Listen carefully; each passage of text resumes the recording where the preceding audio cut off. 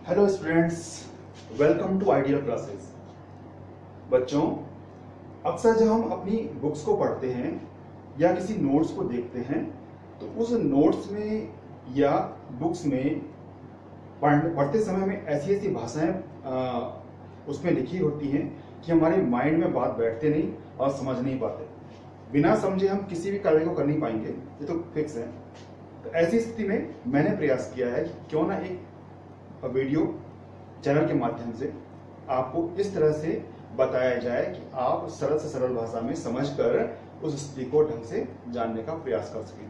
तो ये हमारा चैनल जो है एक ऐसी व्यवस्था ही है जिस व्यवस्था से आप सरल भाषा में कठिन से कठिन विषयों को जो भौतिकी से जुड़े हुए हैं समझने का प्रयास कर लेंगे, जिससे आपको कॉम्पिटिशन्स हो, चाहे बोर्ड एग्जाम्स हो, चाहे कोई भी स्थिति हमारी हो, आप उसको अच्छे से पार कर लेंगे, उसमें अच्छे मार्क्स प्राप्त कर लेंगे और आपको कोई डिफिकल्टीज नहीं होगी। क्योंकि समझना बहुत जरूरी है।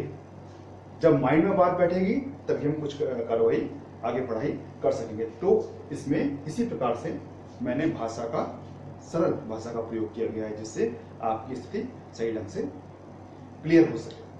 ठीक है बेटा, तो चलते हैं। जो हमने परसों तो बताया था मैंने कि हम चल रहे थे गॉस के नियम में। दो पार्ट हम कर चुके हैं गॉस के नियम के, पार्ट फर्स्ट, पार्ट सेकंड। तो आज जो हमारा है वो पार्ट थर्ड आएगा, जिस थर्ड पार्ट में हम इस गॉस के नियम की दो मुख्य अवस्थाएं जानने का प्रयास करेंगे। तो चलते हैं सरल भाषा में गॉस के नियम की मुख्य दो अवस्थाएं। आइए।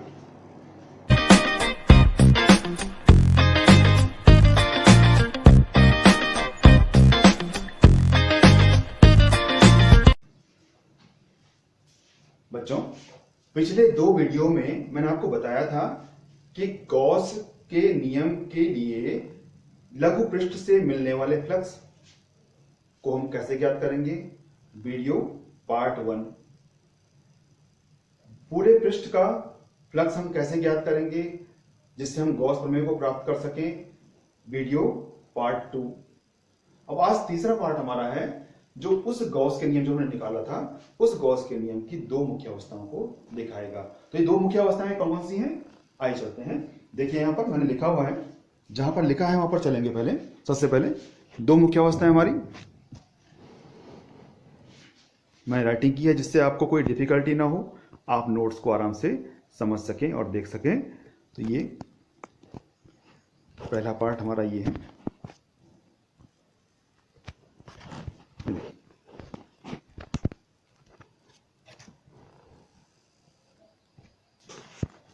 जो हमारा पहला पार्ट है, इस पार्ट में इस मुख्य अवस्था में हमें यह बताया गया है कि हमारा जो बंद पृष्ठ है, उस बंद पृष्ठ के जो भीतर आवेश, जैसे हमने एक आवेश दिया था पिछले अवस्थाओं में, आवेश की कई सारी स्थितियां हैं, कई सारे आवेश उपस्थित हैं, उनसे एक निकाय बना है हमारा।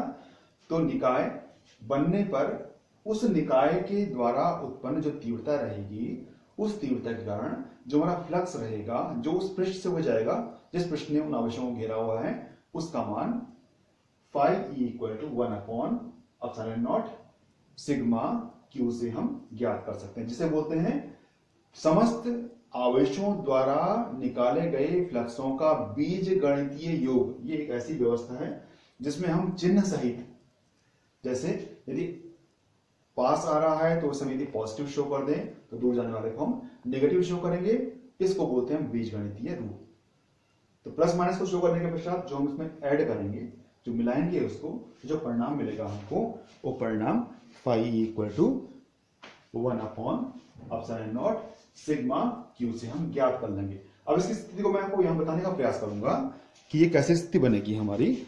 यहां पर मैं आपके लिए, जैसे जो फर्स्ट पार्ट है, इस पार्ट का मैंने यहाँ पर ब्लैंक स्पेस दिया है यहाँ पर, जिससे आप समझ सकें उसको। देखिए, जैसे हम पे जो बताया मैंने, हम पे कोई पृष्ठ था, इस तरह का कोई पृष्ठ, एक ऐसा पृष्ठ है जो काल्पनिक पृष्ठ हमारे पास है। आकृति कैसी भी हो सकती है इसकी, ये मैं पृष्ठ दिया हुआ है। इस पृष्ठ के भीतर जो हमारा पीछे एक आवेश था, यहाँ एक आवेश नहीं है, हमारा आवेशों का निकाय। निकाय में क्या होता है, एक सिस्टम जिसमें वस्तुओं की संख्या एक से अधिक हो। जैसे एक आवेश यहाँ है, यहाँ, ये सारे आवेश हैं, ये ये सारे आवेश, कई सारे आवेश, किसी का नाम Q1 है, किसी का नाम माना Q2 है, किसी का नाम Q3 है, ये पास पास होगा इसलिए मैंने इसको मिटा दिया है, ये Q4 है। इस तरह से कई सारे आवेश हमारे हो जाएंगे। ये Q5, इसको लेने देते हैं, यहां बनाते हैं Q5, ये Q5 हमने कर दिया। ऐसी स्थिति में इन सभी आवेशों से डिस्टेंस यहां हमने यहां मान निकालना है, बिंदु P हमारा यहां पर जैसे पीछे भी था, तो इस बिंदु P से इनकी डिस्टेंस निकालनी है हमने। तो 1 के लिए डिस्टेंस हमारी ये रहेगी, जिसे हम बोलेंगे R1, 2 के लिए हमारी डिस्टेंस ये रहेगी, जिसे बोलेंगे हम R2, 3 के लिए हमारी डिस्टेंस ये रहेगी, जिसे बोलेंगे हम R3, 4 के लिए हमारी डिस्टेंस इस तरह से ये रहेगी, जिसे बोलेंगे R4, और लास्ट में 5 के लिए हमारी ऐसी डिस्टेंस R5 यहां मिल जाएगी। तो जो पांचों डिस्टेंस हमको मिलेंगी, इस डिस्टेंस में उपस्थित इस आवेश,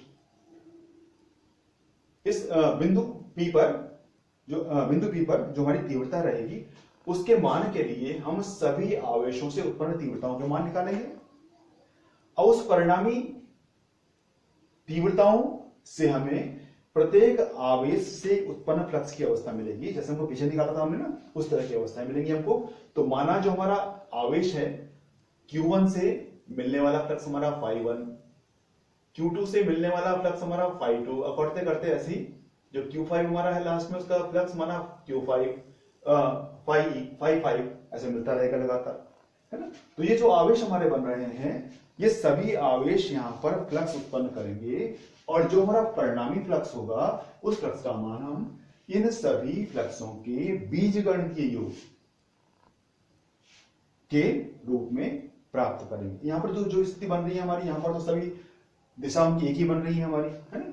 सब हमारे प्लस ही प्लस है, यानी ये मैंने, यदि होते माइनस तो हम उल्टा चलते हैं इसमें यहां पर, लेकिन सब प्लस है हमारे। तो इसलिए जो हमारा φe रहेगा, उस E का मान निकालते हैं हम φ1 plus φ2 plus φ3 and so on, last में प्लस φ5 दिखाई दे रहा होगा आपको।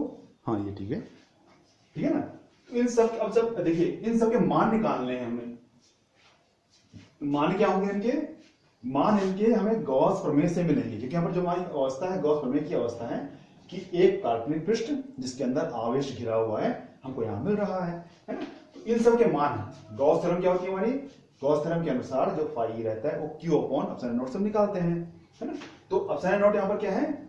निर्वात की गतिशीलता जो फिक्स रहती है, ये नियत रहेगा सब में।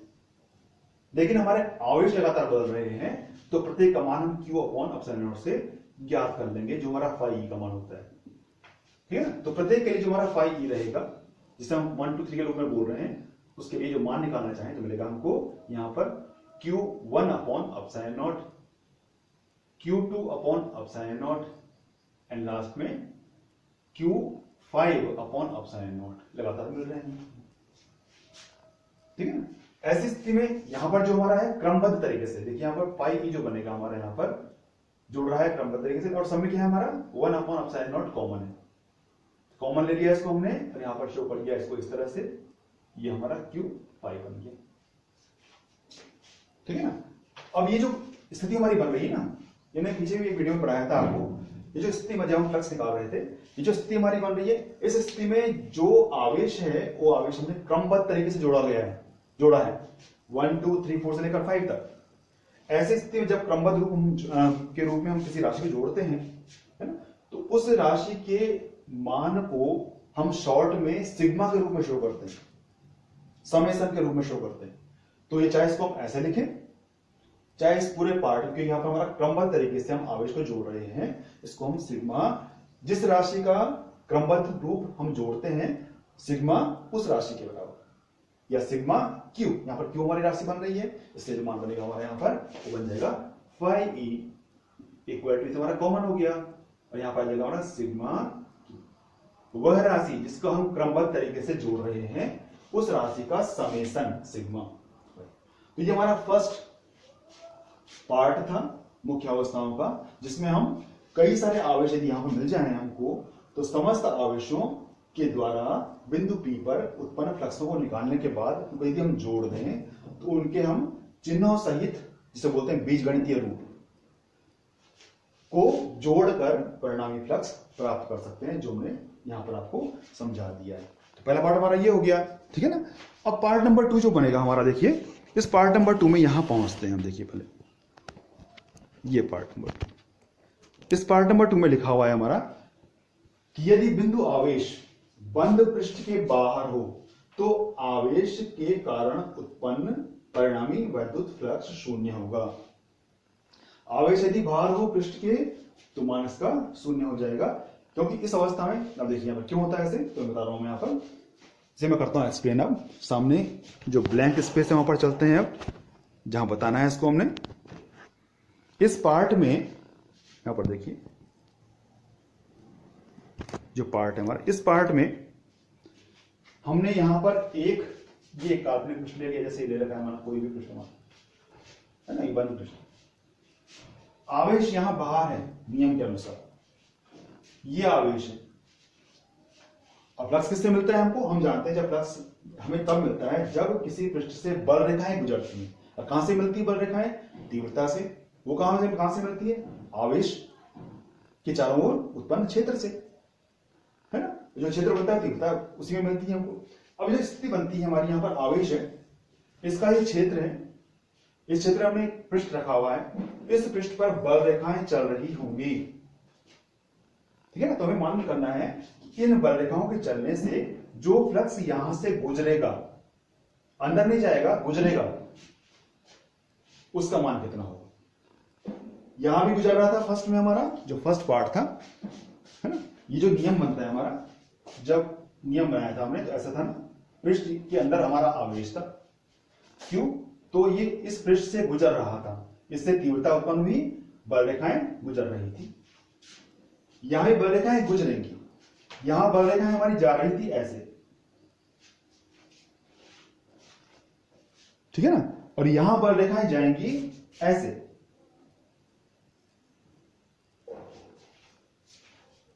ये जा रही है बल रेखाएं, ठीक है ना। तो यहां बल रेखाओं में जो स्थिति बन रही है, ये बल रेखाएं इस पृष्ठ में केवल एक बार जा रही हैं, लेकिन यहां ये पृष्ठ के अंदर भी आ रही है और बाहर भी जा रही है। यहां पृष्ठ से संपर्क का 2 बार हो रहा है, अंदर आना भी हो रहा है, बाहर जाना भी हो रहा है।